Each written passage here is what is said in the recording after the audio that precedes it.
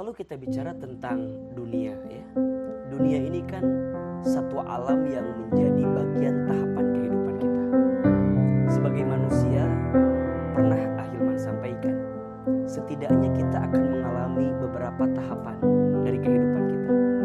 Yang pertama alam ruh, yang kedua alam rahim, yang ketiga alam dunia, yang keempat alam kubur, yang kelima alam kiamat, yang keenam alam dibangkitkan atau yaumul ba'ats, yang ketujuh alam dikumpulkan yaumul mahsyar, kedelapan alam ditimbangkan yaumul mizan, kesembilan alam dihitungkan yaumul hisab, kesepuluh alam diberikan pertolongan yaumul syafa'ah, ya, kesebelas alam diperjalankan di sebuah jembatan yaumul sirat, baru yang ke-12 yaumul akhirah, surga atau neraka yang di akhirat. Dari tahapan itu ada alam dunia itu. Maka mohon maaf, dunia ini bukan akhir dari perjalanan kita, tapi dunia ini adalah etape dari sebuah perjalanan yang kita akan lalui, kita akan lewati. Dan ini bukan akhir segalanya, justru ini adalah jalan yang harus mengantarkan kita pada kebaikan di ujungnya, yaitu akhirat. Walaupun dunia ini sebentar waktunya, tapi menentukan kehidupan kita selanjutnya. Maka jika kita diberikan kesempatan hidup di dunia, setidaknya ada empat konsep yang harus kita pahami tentang kehidupan ini. Yang pertama, dunia ini waktunya singkat padat cepat. Dunia ini sementara. Tidak ada yang kekal. Semuanya sementara. Ada masa kita dilahirkan dan ada masa kita akan mati. Maka dalam Al-Quran Allah berkali-kali mengingatkan kita tentang waktu. Bahkan kerap kali Allah bersumpah atas nama waktu, mengingatkan kepada kita ahli dunia bahwa waktu kita ini tidak lama kan. Banyak waktu kita lihat misalnya dari mulai waktu fajar Allah bersumpah naik waktu kita yang nafas, naik waktu duha, naik waktu siang wan nahari, naik waktu asar wal asri, naik waktu malam wal laili. Berkali-kali Allah bersumpah dengan waktu, mengingatkan kepada kita tentang waktu. Kenapa? Ada 3 ini kira-kira alasannya. Yang pertama, waktu itu adalah sesuatu yang gak bisa diulangi lagi. Jadi kalau kita udah lewat, kita gak akan bisa kembali lagi.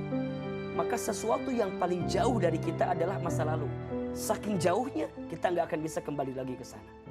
Yang kedua, waktu itu sesuatu yang sangat cepat berjalannya.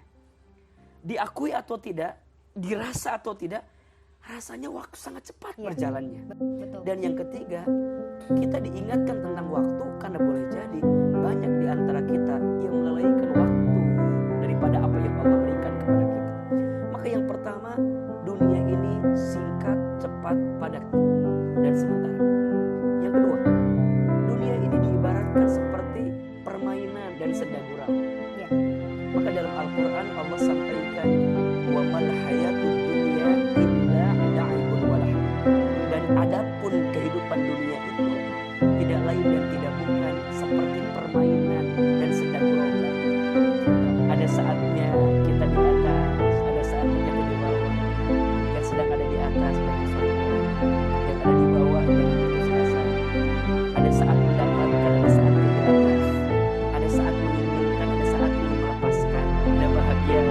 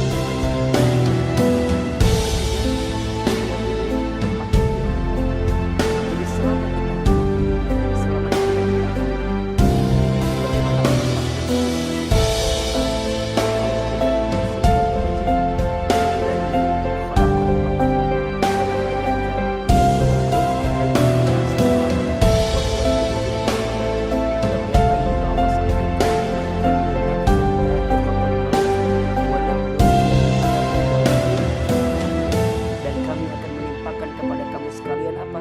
Bisyarri, dengan sesuatu yang buruk, wal khairi, dengan sesuatu yang baik, fitnah sebagai ujian. Maka yang namanya ujian itu bukan yang nggak enak aja. Kadang yang namanya ujian itu adalah sesuatu yang enak juga, itu adalah ujian. Maka dunia ini adalah tempat ujian. Selama kita hidup, maka selama itulah kita akan digilirkan dengan ujian yang Allah hadirkan dalam hidup kita. Dan yang keempat, ini poinnya. Dunia ini adalah tempat ibadah. Allah menciptakan kita untuk apa? Ibadah. Wa ma khalaqtul jinna wal insa illa liya'budun. Dan tidak aku ciptakan jin dan manusia, kata Allah, kecuali untuk beribadah kepadaku. Maka pahami 4 ini. 1, dunia ini waktunya singkat, padat, cepat. 2, dunia ini senda gurau, permainan. 3, dunia ini tempatnya ujian. 4, dunia ini tempatnya ibadah. Berarti semua ini disimpulkan dengan poin yang keempat, bahwa dunia ini adalah tempatnya ibadah. Seperti apa kehidupan duniamu, harus dijadikan setiap detak-detiknya adalah kesempatan ibadah kepada Allah Subhanahu wa Ta'ala. Ada istilah yang mungkin sering kita dengar di kalangan kita. Istilah itu namanya zuhud. Iya kan? Zuhud.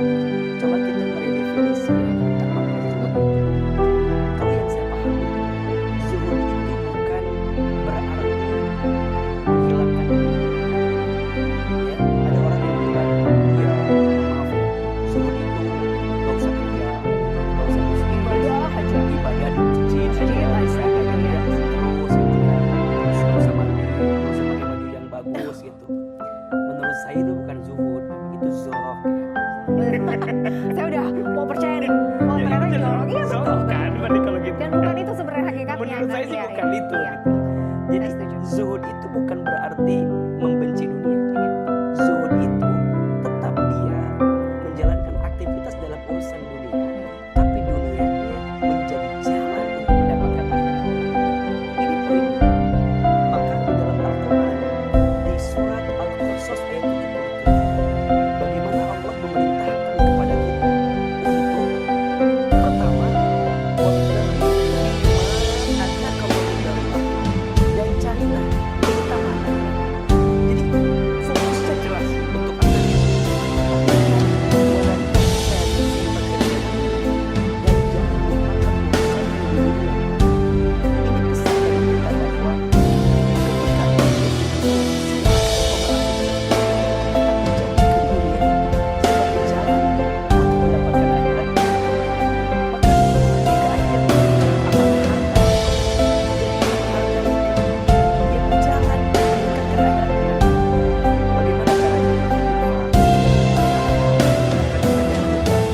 Kepada orang yang fakir miskin, orang membutuhkan, boleh jadi ada sebagian saudara kita yang mereka membutuhkan uluran tangan bantuan kita. Maka dengan harta yang Allah amanahkan kepada kita, maka kita bisa mendapatkan akhirat dan dunia ada di kita.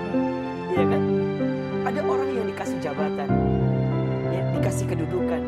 Maka saat kita mendapatkan jabatan kedudukan itu, jadikan setiap tanda tangan kita itu memberikan pengaruh yang baik untuk masyarakat luas. Dan saya kira ini penting untuk kita memahamkan bagaimana urusan dunia menjadi jalan, ya, sehingga orang itu mendapatkan keutamaan dalam urusan akhiratnya. Berarti sebaliknya, jangan sampai ketika kita tidak mendapatkan dunia menjauhkan kita dari akhirat. Makanya kan orang tuh, mohon maaf ya Mbak Mila, ada 4 golongan katanya manusia itu. Yang pertama, ada orang yang bahagia di dunia tapi sengsara di akhirat. Contoh Qarun kurang kaya apa? Kuncinya aja harus dipikul 70 orang minimal katanya begitu. Tapi karena hartanya tidak menjadikan dia dekat dengan Allah, ujungnya iya dia bahagia dalam konteks dunia, tapi dia sengsara di akhirat. Firaun, raja ya, kan dibilang gak pernah sakit, dan itu yang membuat Firaun ngaku dirinya Tuhan. Tapi tidak menjadikan dia bahagia di akhirat. Kenapa? Karena kedudukannya, kekuasaannya malah membuat dia jauh. Ada yang kedua, orang yang bahagia di dunia, bahagia di akhirat. Termasuk ya. Amin. Siapa misal contohnya? Nabi Sulaiman alaihissalam, Insya Allah, raja juga, iya kan? Beliau punya kekuasaan juga, kaya juga. Tapi dengannya dia tahu bahwa ini adalah hadza min fadli Rabbi. Ini adalah karunia dari Tuhanku. Dan ini yang membuat Nabi Sulaiman itu paham pentingnya bersyukur dan mengembalikan semuanya kepada Allah. Yang ketiga, ada orang yang sengsara di dunia dalam pandangan kita, tapi dia bahagia